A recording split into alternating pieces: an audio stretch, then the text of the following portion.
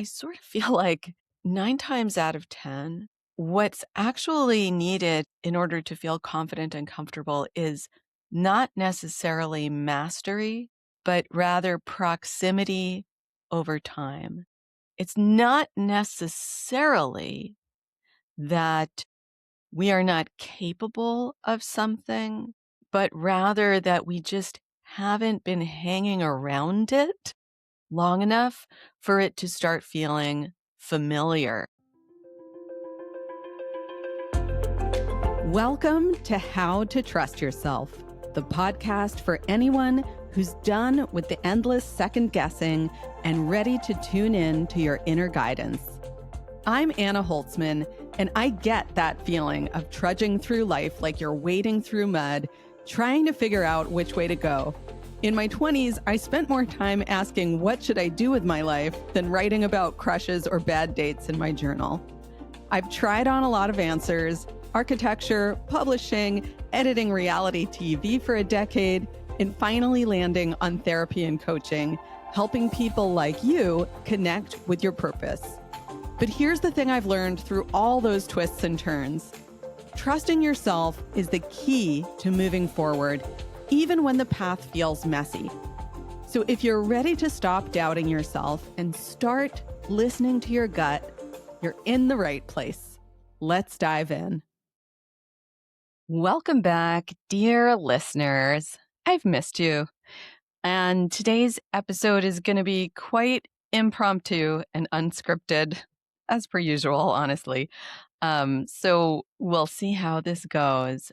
I wanted to share a story with you that came to me recently after a session with my group, Seen and Safe, which is sort of an incubator group for identity shifts, stepping into new chapters, stepping into greater visibility.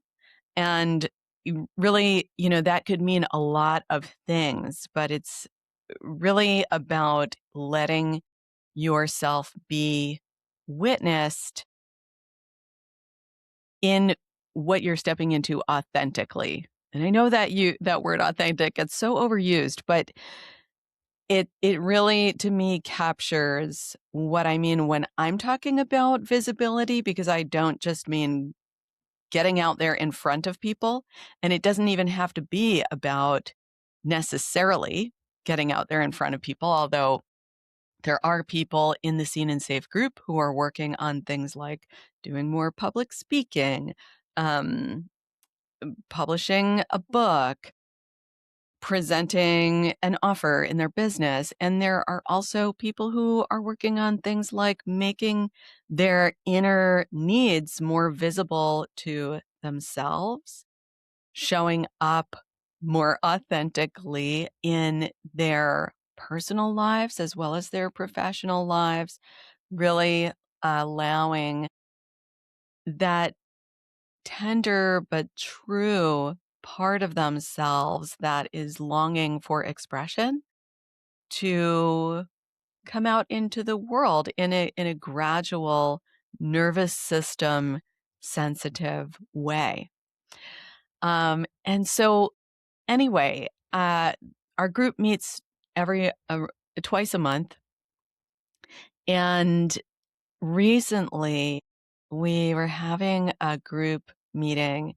These get-togethers always really expand my understanding of what it is to be a human. They always touch my heart in some way. And at this one particular group session, one of the members was actually talking about wanting to do more public speaking, or to present her work in public, to offer public workshops. And she expressed that she felt unskilled in this department because she felt that she was inexperienced at it and therefore was feeling unskilled at speaking in public. And this is something that many can relate to. And I wound up sharing some feedback along the lines of this, that there are so many varied scenarios in our lives when we want to step into something that feels new and we feel unskilled. And we think the story that emerges in our minds is that I need to become an expert in this before I can feel confident in it, before I can feel comfortable doing this. I need to study this. I need to get a degree in this or a certification. I need to prove myself in this, etc. And those things can help, right? Getting training in something can help.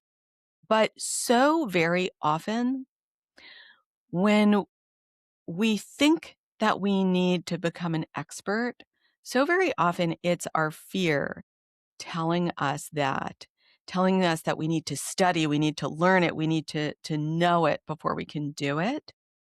And I sort of feel like 9 times out of 10, what's actually needed is, in order to feel confident and comfortable, is not necessarily mastery, but rather proximity over time. It's not necessarily that we are not capable of something, but rather that we just haven't been hanging around it long enough for it to start feeling familiar to us. And once that familiarity is developed and our fear starts to come down because of the familiarity, our natural talents and our wealth of accumulated life experience can kick into gear and manifest itself in this newer context. Now, of course, this is not true of everything. If you are stepping into becoming a heart surgeon, yeah, there is training. There is very specific training that you should and need to get before you step into that. It's not only a matter of hanging out in operating rooms and being nearby, although that is certainly a huge part of it. So, that comes into it as well. But in this particular case, the person who was speaking about her feelings about public speaking, she's such as other group members reflected back to her in the moment, she is such an eloquent speaker in our group, which is speaking in front of people, that I suspected this was a case for spending time in proximity rather than start trying to drill down into mastery in order to access talents that are really already there. And I was thinking about this all week after it came up in our group session, and I later had an opportunity to talk about this same subject amongst some colleagues. And there was a story that came to me that really is, uh, to me, a very humorous metaphor for this distinction between mastery and proximity. And I'm going to tell you the story now. Um, it's, I think it's funny. It's a little bit gross. We'll see. We'll see what you think of it and how this goes. So, if you are a longtime listener to this podcast, or if you know me personally, you will know that my husband and I are a 3-cat household. We are crazy cat people, proudly. And when we started off as we started off as a human only household. Then we added 2 cats, and we never planned to add a third. But our Bruno wormed his way into our life, and we can't imagine it any other way now.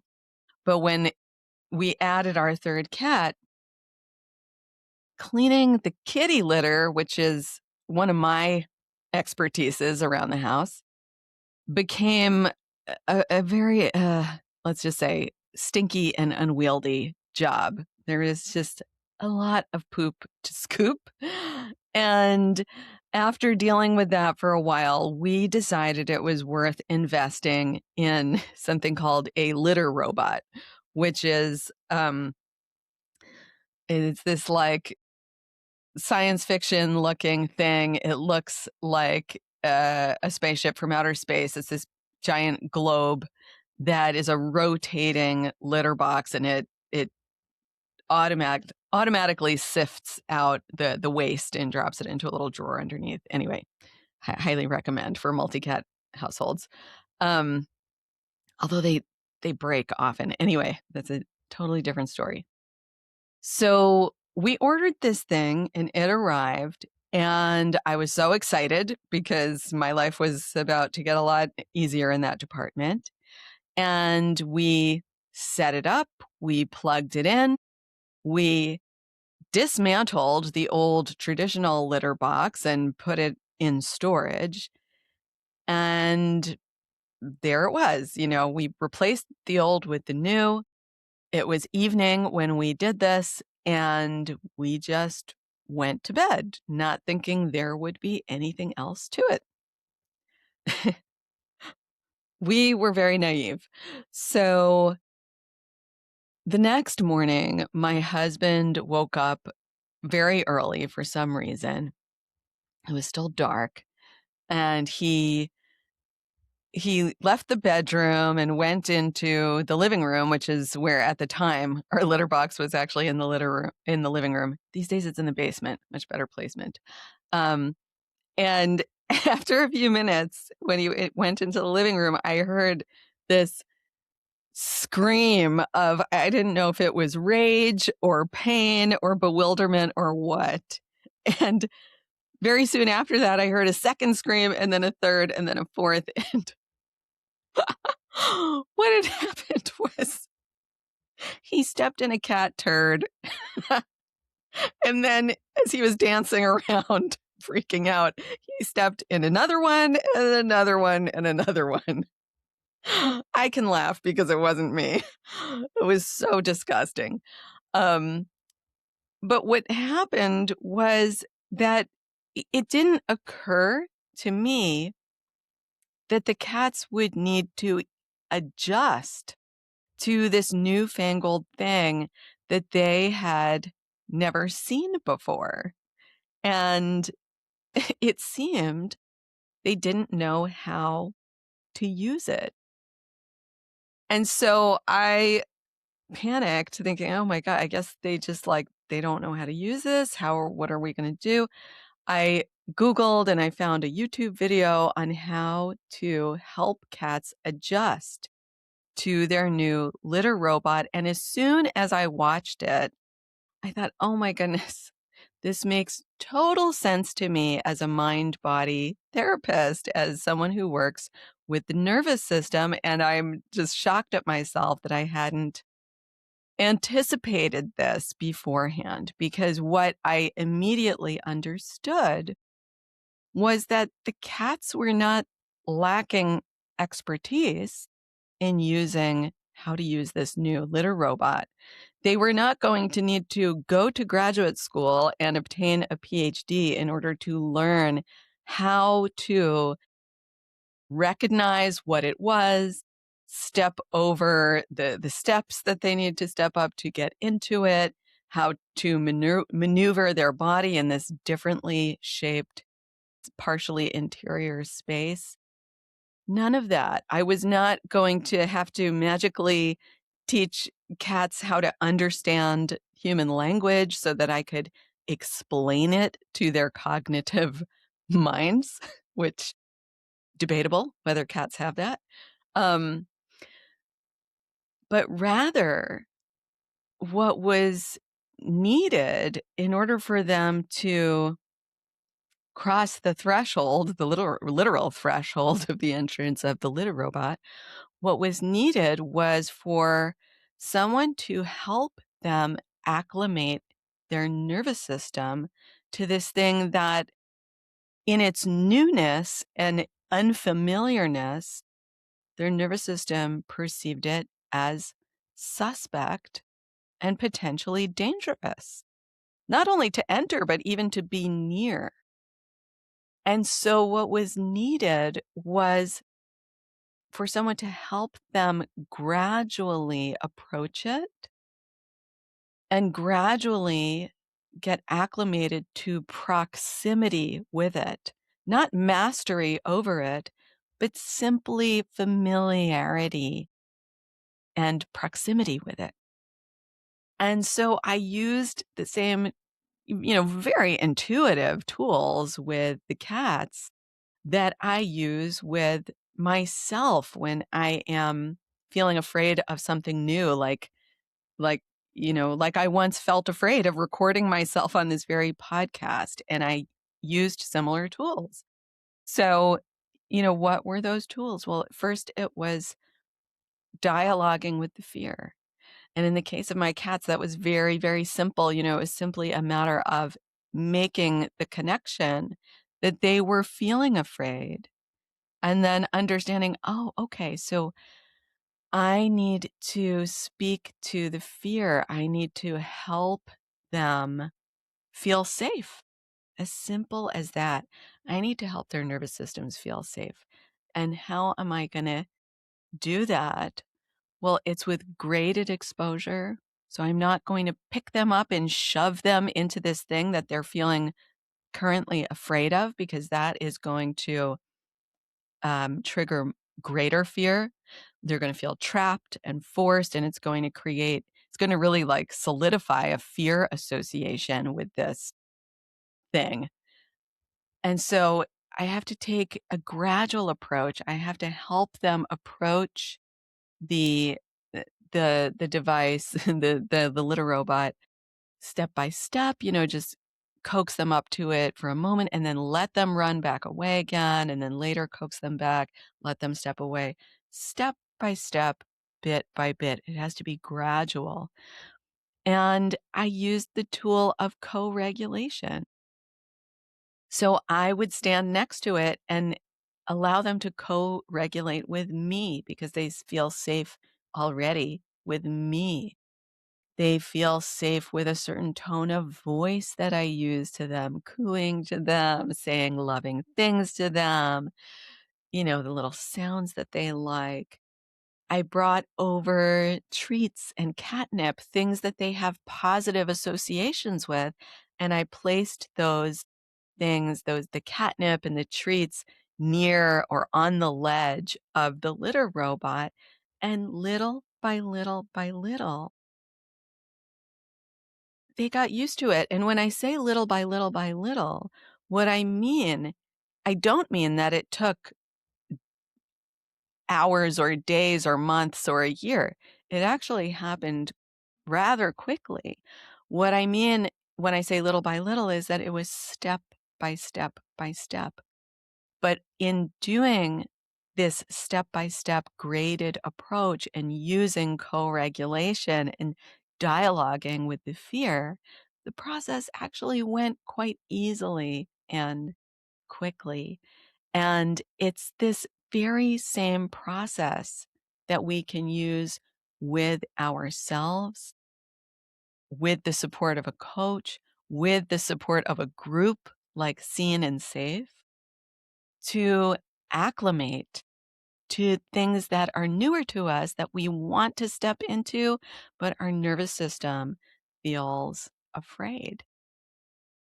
So this is a big part of what happens in Seen and Safe. And in this example that I'm sharing with you today, the member who shared this story, she got to practice just even by sharing her fear with the group. She may had not have realized it at the time, in the moment, but she was practicing, in fact, speaking in front of people. And then that was reflected back to her by other group members who also affirmed her innate skill at speaking in a clear, direct, evocative way. in front of other people, that increased her sense of familiarity with speaking in front of people. That becomes part of this graded exposure process in a safe space, in a supportive community.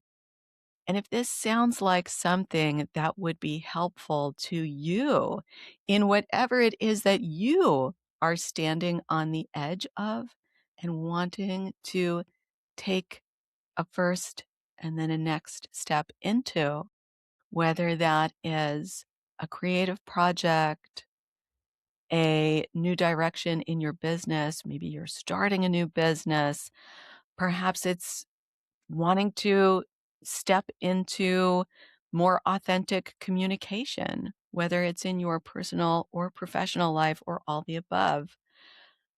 If you feel you could benefit from this kind of supported, safe practice playground, I would love for you to reach out because we actually have a few spots open in Seen and Safe. The group is capped at 17 members in order to keep that safe, intimate feeling. So there aren't always spots open, but occasionally folks move on to step into yet another chapter, and there are a few spots open right now. And if this feels like it could be a good space for you, I'd love to hear from you. You can reach out to me, send me an email, anna@annaholtzman.com, and you can learn more about the group at annaholtzman.com/seen and safe. Sending so much love to you. Uh, Sending my apologies if the cat poop story grossed you out. And I look forward to connecting with you next week. Take care. If you enjoyed today's episode, please do me a favor. Hit that follow button so you don't miss a thing and leave a rating or review. It helps more people find this show, and honestly, it makes my day. And if you're looking for more ways to trust yourself and start listening to that gut instinct of yours, come hang out with me on Instagram at Anna_Holtzman. Let's keep the conversation going. Thanks so much for listening, and until next time, trust yourself. You've got this.